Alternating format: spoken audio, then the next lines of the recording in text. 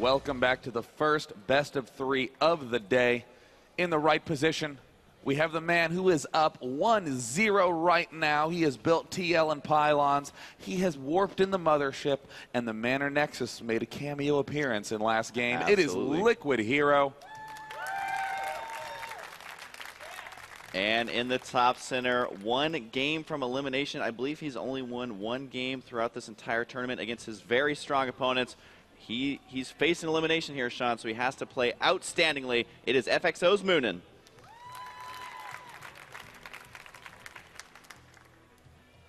You know, I know Moonan did lose every game in his group, but I think it may have been a clean 0-10, which is a very difficult psychological situation to be in. I mean, even take TLO, who was ranked, I believe, last in his group.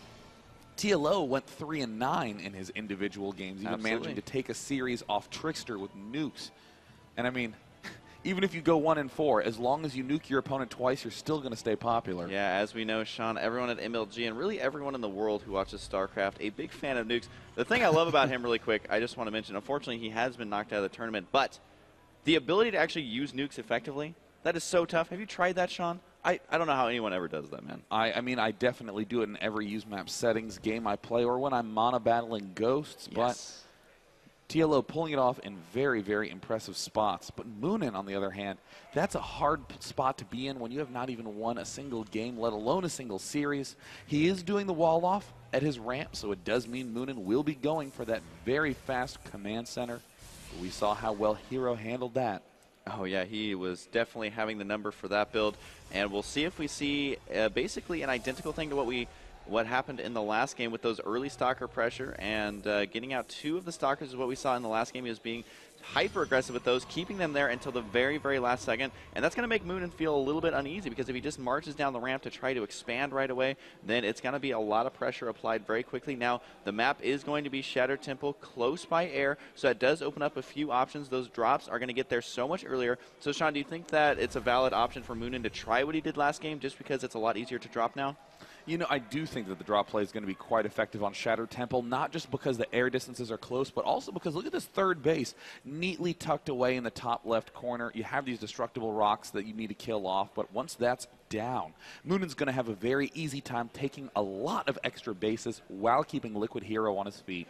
Now, it does look like Moonan deciding to build his command center outside of his ramp, so he needs to be prepared for the chance of a couple of stalkers. We saw how effective they can be in that last game. Hero does have his first stalker nearly completed. The Chrono Boost just wearing off on that one. Is he going to scout around his base, or is he going to rally it? No, he's already double rallied it to his opponent's base, so it's running directly up there, and that's going to be headed there fairly quickly. He's going to be scouting out for any sort of proxy or anything like that with that stalker. And look at this, Sean. We have a Stargate out of Liquid Hero.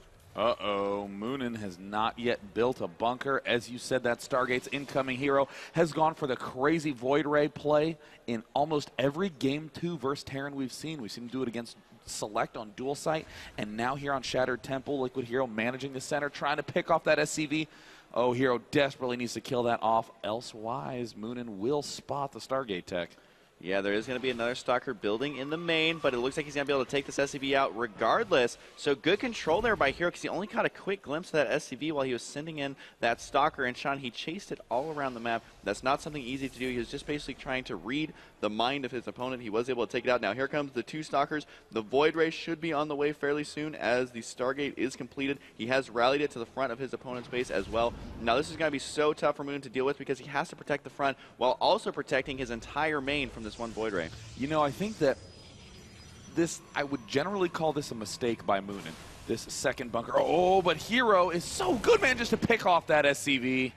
Great play, and is now working his way off on that bunker. Moonan just needs to unload and shoot at these stalkers. It's just 2.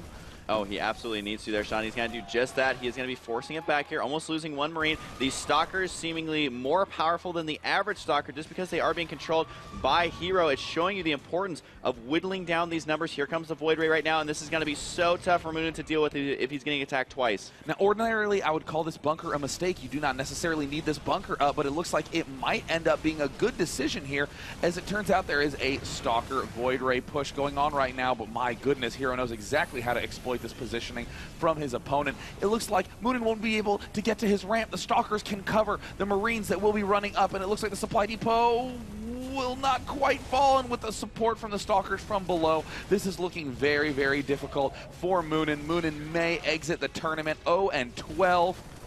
Oh man, it does look like the Void Ray now fully charged, has killed off the SCVs while the supply depot is repaired. The Void Ray going completely unchecked. This is exactly what I was talking about, Sean. If you have 2 bunkers full of Marines at your front, what do you have in your main to deal with the Void Ray? Not a lot, just a couple of Marines right now. It does look like he is trying to get out a starport, but I don't think it's going to be in time. This is going to be a devastating attack. I just don't know if Moonan has anything to hold off. 2 Marines, certainly not going to be enough. He's continued to be supply blocked, and he's 15 supply behind Sean. I just don't know what he can do here. My God, the Stalker control from Hero is incredible in the units lost tab.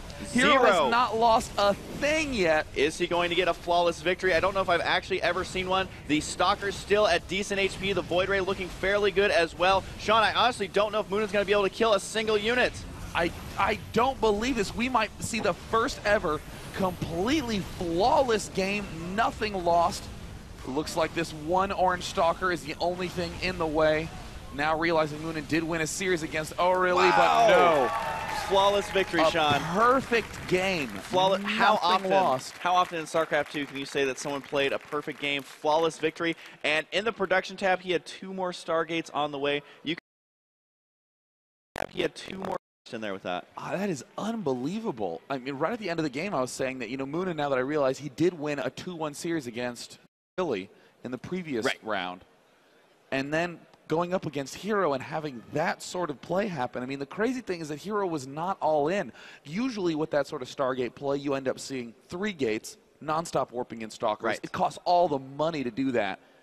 He had expansion But Hero has these magical, self-aware Stalkers that sort of are like, don't worry, we'll micro ourselves. Yes. I mean, how often do you see 2 Stalkers at the start of the game almost ending it when there's 2 bunkers at the front? I mean, and then the Void Ray came in, it was like, God, I was just getting comfortable with the Stalkers. Yeah, yeah, man, I was having a headache on Moonan's behalf, man, because that was phenomenal control. And it wasn't just kind of a fluke in one game where he caught his stride. He was able to do that with those 2 Stalkers in both games, and that shows you just how good micromanagement can be. Because that's one of those things, like if you're playing on ladder, a lot of Terran players might have an early Marauder with slow, and you'll end up losing those Stalkers right away. But Hero has the ability to just defend anything like that. So I've learned if I'm a Terran player, I need to be very careful fast expanding versus Hero because he knows exactly what to do. And he used 2 different builds both times and just completely one-sided there. I mean, the thing to note, so many Protoss players are obsessing about the Speed Zealot, the Archon, the Phoenix now is kind of in a fad, but it's the good old core Stalker that not that many people are paying attention to. But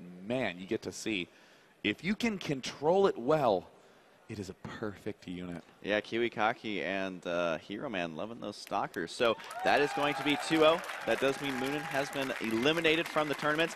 There is your winner Hero right there. Make some noise for him as he is playing so well here. He has played like 110,000 games so far in this tournament. He's still going strong, has enough energy to go mass Stargate and build Manor Nexuses.